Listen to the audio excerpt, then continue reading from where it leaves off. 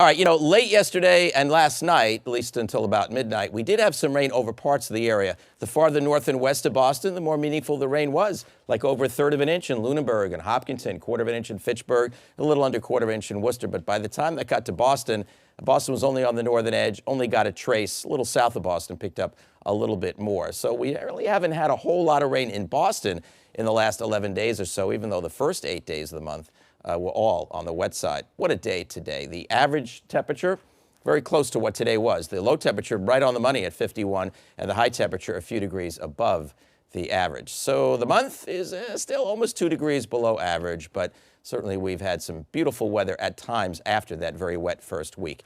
Can't beat this to start a May weekend, late May weekend. I think we'd all be thrilled if a weekend from now, Memorial Day weekend, we were starting this way as well. We'll see how it goes. 68 in Boston. It is a sea breeze, but it's not a cold sea breeze, just a refreshingly cool sea breeze right now. And it's as high as 75 back around Fitchburg. Also to the south, it's a similar story. On the Cape, it's mid to upper 60, except outer Cape's a little cooler in Nantucket. And you're low to mid 70s once you're back from the shoreline. Skies are mainly clear out there, so it's a beautiful evening to be out. Nice night. We'll bottom out in the 50s in Boston, and a few of the cool spots will be in the upper 40s. Now, you've got a nice day tomorrow to be outside. No rain during the day. It's going to be dry.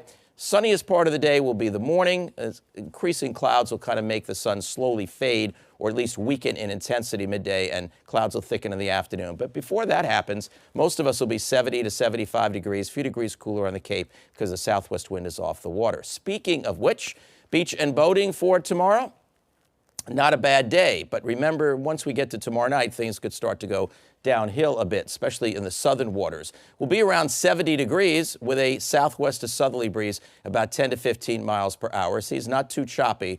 Different story, though. Seas will become rough on Sunday as a coastal storm will be moving just to our south and east. Now, that's all coming from the moisture over here. Okay, that's our next weather maker. That is our change. So Saturday is the nicer of the 2 weekend days. But when we talk about going downhill to some extent, just how much so is that going to be? There's still two schools of thought on this. One where the heaviest rain would be southeastern Mass and the Cape, and maybe even most of the rain would be there.